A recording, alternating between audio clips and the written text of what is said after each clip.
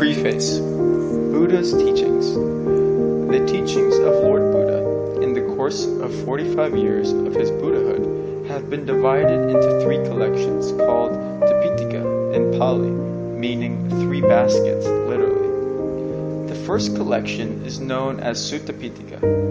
It is the conventional teaching, Wada Desana, in which the Buddha used common vocabulary to explain his teachings. Practical aspects of tranquility meditation and insight meditation are included in this collection. The second collection is called Vinaya. It is the authoritative teaching, Anadesana, in which the Buddha used his authority over the monks to lay down rules and disciplines for them to follow. These disciplines embody the highest code of ethics and can surely purify one's actions, speech, and thought, thus making one noble and respectful. The third collection is Abhidhammar. It is the higher teaching of the Buddha. Here, the Buddha employed abstract terms to describe the ultimate realities, or paramattas, in the universe, and nibbana, which is the summum bonum and the highest goal of Buddhism. So, Abhidhamma may be regarded as the ultimate teaching, paramatta desana, of Lord Buddha. The principles and the causal relations which the Buddha expounded in Abhidhamma are so natural, so logical, and so beautiful that they can pinpoint the root causes of miseries in the world and the ways to eradicate these causes. The most wonderful thing about the Buddha's teaching is that the teachings contain both principles and practicals, and they clearly and exactly define the human values, the best moral code, the eternal peace, and the noble eightfold path leading to that peace. All these valuable teachings have been verified time and again by millions of noble persons who had trodden on the noble path and can still be verified at any time, at any place, by any able person who will earnestly and steadfastly follow the path. The significance of Abhidhamma. Suntapitika and Abhidhamma are collectively known as Dhamma, a Pali word meaning the doctrine or the teaching of the Buddha. The Dhamma is the doctrine that can salvage persons who abide by the Dhamma from falling into the four woeful abodes, or apayas, and that can purify the mind from defilements so as to achieve lasting peace and happiness. The prefix abhi is used in the sense of preponderant, great, excellent, sublime, distinct, marvelous, etc. Abhidhamma is more preponderant, more sublime, and more marvelous than Suntapitika in the sense that Abhidhamma contains more Dhamma groups, Dhammakandas, than Suntapitika and Vinaya. Abhidhamma consists of 42,000 Dhammakandas, whereas Suntapitika and Vinaya contain 21,000 Dhammakandas each. The Buddha used more numerous methods in expounding Abhidhamma than when he taught Sutta Dhamma, and in Abhidhamma, the Buddha analyzed mind and matter in minute details in terms of the ultimate realities known as paramattas. These paramattas will be explained in the introduction chapter. As Abhidhamma describes the nature and the working of the mind in detail, reveals the natural truths including the highest universal truths known as Four Noble Truths, and analyzes mind and matter to the ultimate basic level, Abhidhamma should be designated as supreme psychology, supreme philosophy, and ultimate science of the Buddha. What is the mind? Philosophers used to refer to mind and matter as the two basic principles of the living world, but they failed to come to a unanimous conclusion as to what the mind is. Psychologists began their task by probing the nature of the mind, but when they cannot specify and characterize the mind, they turn to the behavior of animals and men. Thus, psychology becomes the study of behaviorism, rather than the science of the mind. Today's science possesses no instruments to detect the mind, so scientists tend to deny the existence of the mind. fondle the theory that the brain functions as the mind. This theory cannot explain the strange phenomena of the mind called telepathy, clairvoyance, extrasensory perception, psychokinesis, out-of-body experiments, life after death, etc., which cannot be denied by science today. Besides a special brain research by Professor Sir John Eccles, the most prominent neurologist, has revealed that although the brain functions as a supercomputer, it requires an external agent to run it, just as ordinary computers need to be programmed by men. Isn't that external agent the mind? Yes, it is. Abhidhammar describes the mind as a combination of consciousness, citta, and mental factors, cittasikas. There are 52 mental factors. Some can defile the mind, some can purify the mind, and some are neutral.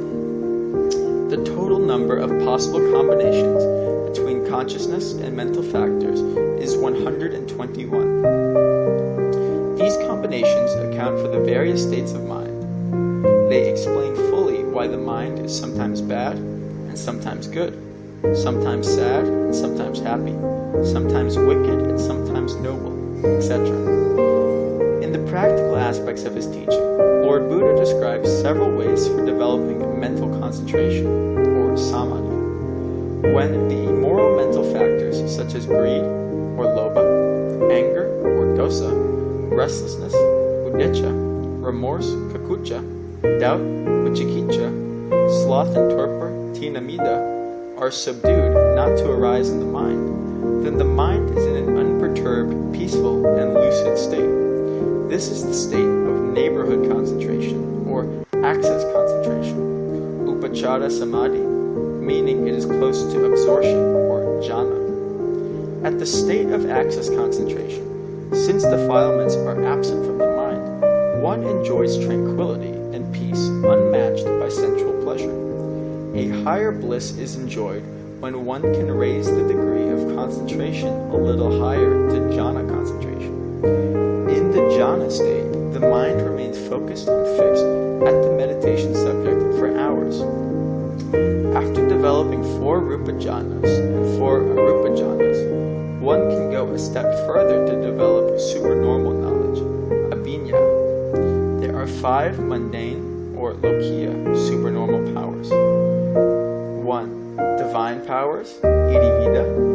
2. Divine ear, dibasota. 3. Divine eye, dibachaku. 4. Penetration of the minds of others, chittapariya jnana. And 5. Remembrance of former existences. These supernormal powers far surpass the powers of telepathy, clairvoyance, psychokinesis, etc. With divine powers, ida vida abhinya, one can pass through walls and mountains without being obstructed, dive into the earth, walk over water, and fly in the sky.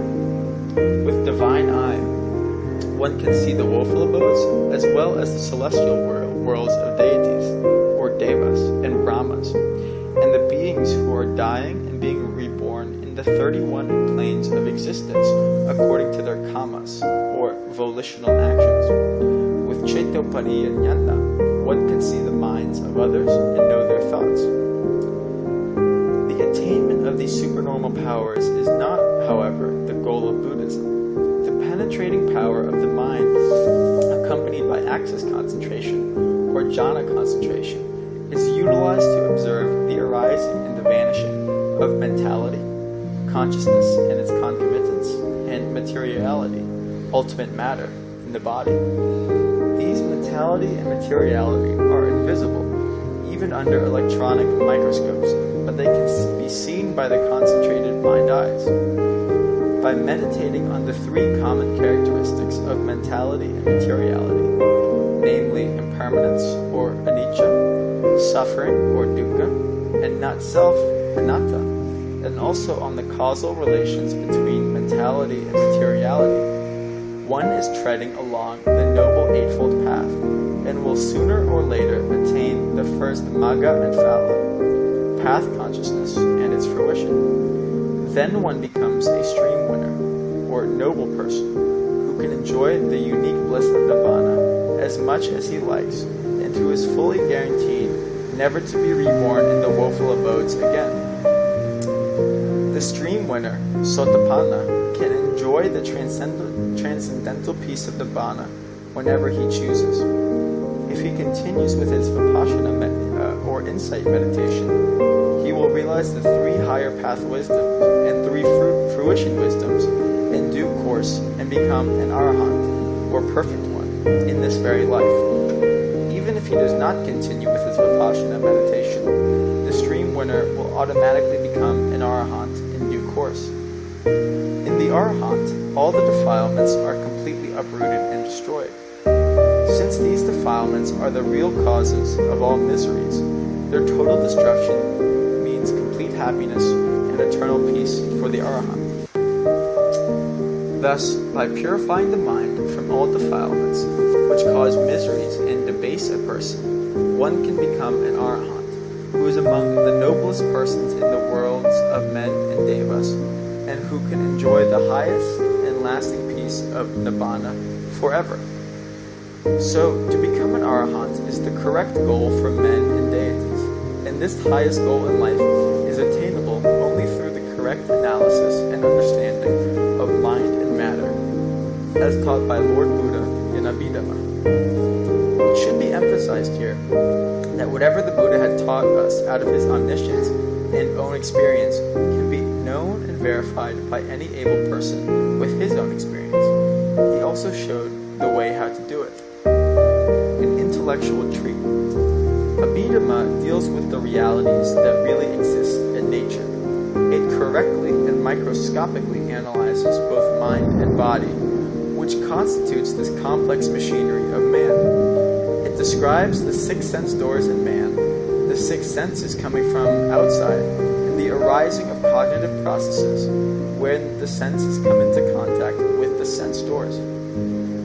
Various mental states, together with the causes of these mental states, are vividly enumerated.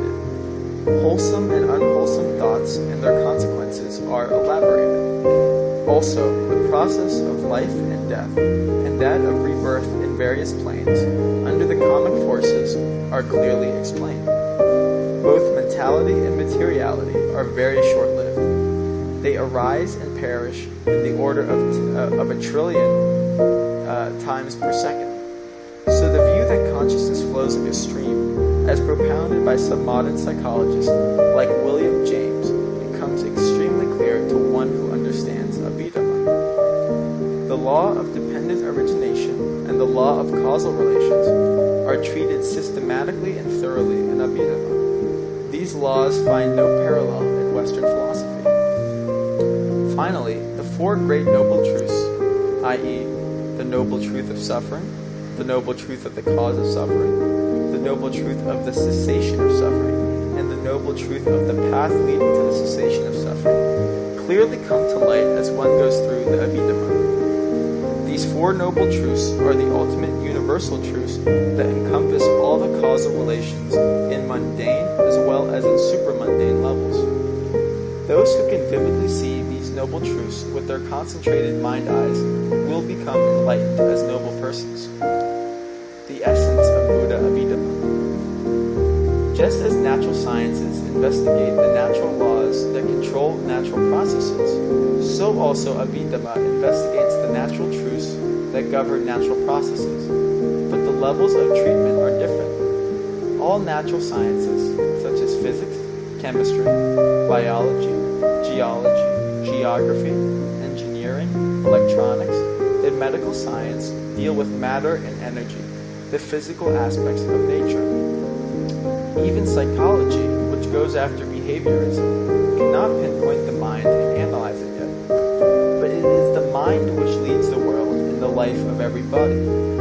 All sciences and philosophies are produced by the mind, governed by the mind, and children of the mind. So the mind is undoubtedly the most powerful force in the world. Abhidhamma pinpoints the mind, analyzes and characterizes the mind, describes the functions of the mind, and puts the mind in its proper place. The true ability of every person lies nobody need look up to the sky and ask for help from some supernatural forces, for the most powerful force lies within himself. Abhidhammar also tells about matter in relation to the mind. It also describes Nibbana, or nirvana, which is free from mind and matter. Natural science cannot turn a scoundrel to a nobleman, whereas Abhidhammar can. Scientists and philosophers cannot show the way to the cessation of suffering and to eternal peace, whereas Abhidhammar can. Scientists and philosophers, psychologists, and every lover of truth will find Abhidhammar to be a special intellectual treat. What knowledge is there in life which is more valuable than Abhidhammar, which is the ultimate teaching of the fully enlightened one? 2010 Revised Edition. In this revised edition of the Essence of Buddha Abhidhammar, the Pali words in the headings and subheadings are changed to their respective English equivalents, and several Pali words in the description are also changed to their English equivalents for easy reading and easy understanding. Moreover, wherever the writing is not clear and not easily comprehensible, it is rewritten to make the meaning clear and precise. Finally, an alphabetical list of the English meanings of all the Pali words that appear in this book is added as an appendix to help the readers and the learners to know the meanings of the Pali words readily. The author is greatly satisfied to note that this book is warmly accepted by many readers and learners worldwide, and that some scholars are translating this book into other languages. 2015 Third Edition. In this third edition, the whole text is revised to improve and further clarify the presentation of the Abhidhamma teaching. I hope readers will appreciate the marvelous teaching of the Buddha in Abhidhamma, which is really the most valuable golden knowledge in the world. May the readers understand the correct, important knowledge about our mind, our existence, and our world, and make use of the Abhidhamma knowledge to gain the highest attainment in life. June 18, 2015, Dr. Mehn, Advisor to the Ministry of Religious Affairs, Union of Myanmar, retired. The Age of Analysis. Philosophers have now come to the age of analysis, but who can analyze mind and matter correctly and thoroughly as the Lord Buddha has done more than 2,600 years ago? The correct analysis of mind and matter is the greatest achievement on earth, and the discovery of the natural correlations between mind and matter is the most beneficial discovery ever achieved by man. You will gain the greatest benefit if you strenuously study Abhidhamma, which systematically describes the intrinsic natures of the ultimate realities comprising mind, matter, and permanent peace.